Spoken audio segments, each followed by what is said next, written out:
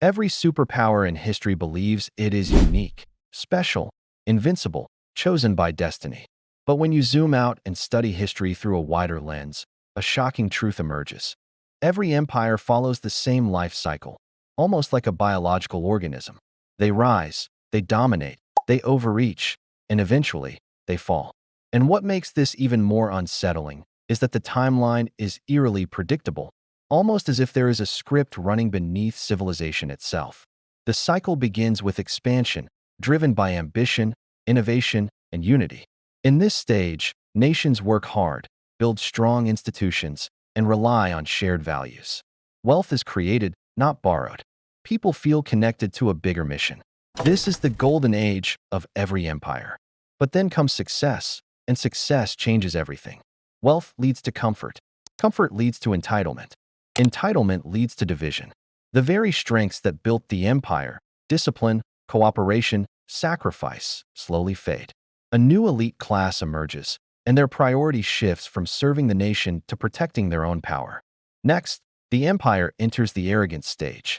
Leaders believe they can do anything, spend anything, invade anywhere, because they see themselves as unstoppable. This is where the seeds of collapse begin to grow. The empire starts borrowing heavily, outsourcing labor, and relying on financial tricks instead of real productivity. Finally comes overextension, the point where the empire stretches itself too far, militarily, economically, and culturally. The system becomes too big to manage, too expensive to sustain, and too divided to repair. Collapse is no longer a possibility. It becomes a mathematical certainty.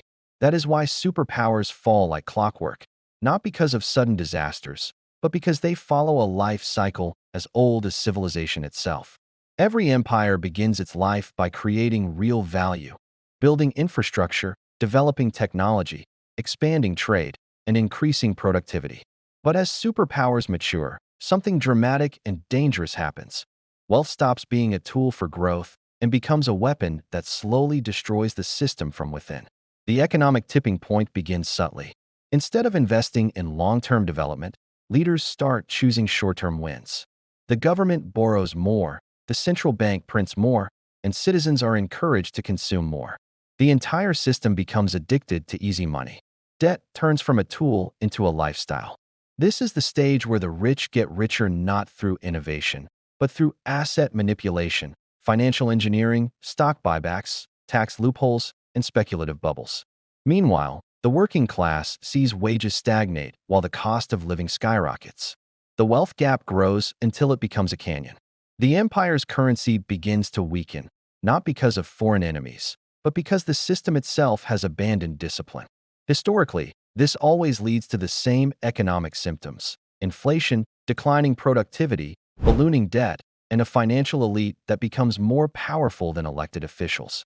Next comes the illusion of prosperity. On paper, the economy looks strong.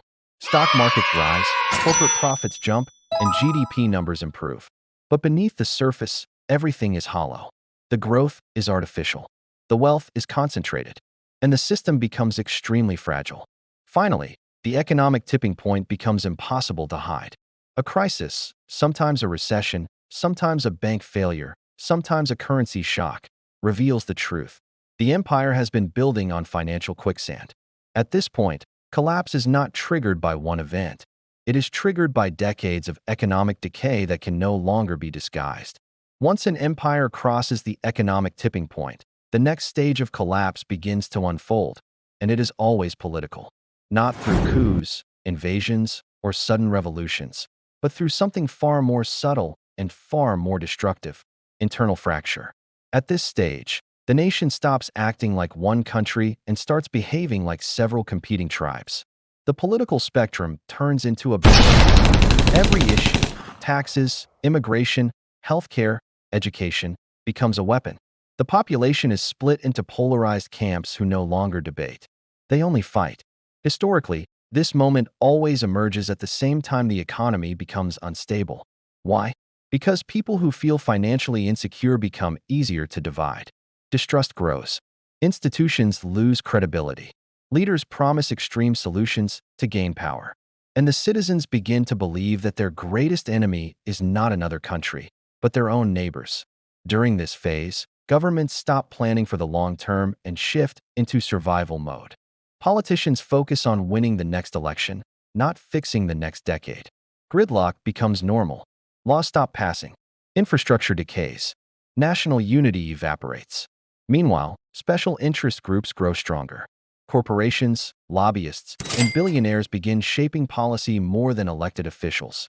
The government becomes less democratic and more oligarchic, even if elections continue. The system still looks like a democracy, but it no longer functions like one. This internal fracture weakens the empire more than any foreign threat ever could. Divided nations lose the ability to respond to crises, manage finances, or protect their own strategic interests. Enemies don't need to attack, they simply wait. Because every empire that collapses from the inside first. Once the people turn on each other, the fall becomes all but inevitable. Every superpower may appear invincible on the surface, but beneath the polished image lies a fragile network of interconnected systems: economic, political, financial, and social. When just one part of this network weakens, it triggers a domino effect that accelerates decline with mathematical precision. This is why the collapse of a superpower rarely comes from an external enemy. It comes from within. The first domino usually falls in the economy. As productivity slows, debts rise, and industries hollow out, the nation becomes increasingly dependent on borrowing. At first, this borrowing feels harmless. Money flows easily, markets stay calm, and citizens feel safe. But over time, this dependency becomes a trap. Debt grows faster than income. Spending grows faster than production.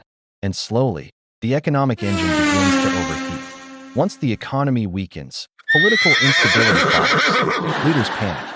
Policies become inconsistent. Governments either overspend to keep people calm or impose harsh austerity to regain control.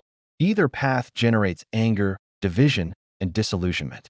The population begins to lose trust, and unity fractures. With political instability comes social unrest. Protests become common. Institutions lose credibility. People stop believing in the system, and once the belief collapses, the real collapse begins. Markets react violently. Investors flee. Currency loses value. The world watches as the former superpower struggles to keep itself together. Finally, the global impact hits. Because superpowers anchor the world economy, their fall sends shockwaves through every region. Trade contracts, alliances break, and other nations scramble to protect themselves. This is the domino effect, a predictable chain reaction where small internal cracks turn into global earthquakes. Superpowers don't fall randomly. They fall exactly the way they rise, through a sequence of forces that move like clockwork. History reveals a simple but profound truth. Every time a superpower collapses, a new one quietly rises to take its place. This isn't coincidence. It's a natural law of civilizations. Power never disappears, it merely shifts. And the moment one empire begins to weaken, another begins gathering strength, waiting for its opportunity to step into the spotlight. When a dominant nation falls, it leaves behind economic gaps, military vacuums, and ideological space. Emerging powers rush to fill these voids. They innovate faster, move more aggressively, and adapt more intelligently than the collapsing giant.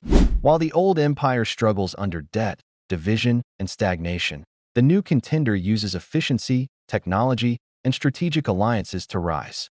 These emerging nations learn from the mistakes of their predecessors. They build systems that are leaner, more digital, and more globally connected. They cultivate younger populations, smarter governance, and economies centered around modern technology rather than outdated industries. Their momentum accelerates because the world, hungry for stability, naturally shifts its trade, investment, and trust toward them. But the rise of a new power is not always peaceful. As the old empire resists its decline, tensions escalate. Economic conflicts, digital warfare, and geopolitical standoffs often mark this transition. The world enters a period of uncertainty where the old refuses to let go, and the new refuses to wait. Yet eventually, the shift becomes undeniable. The new power steps onto the global stage, and the world rebalances around it. This cycle has repeated for thousands of years, and it continues today, right before our eyes.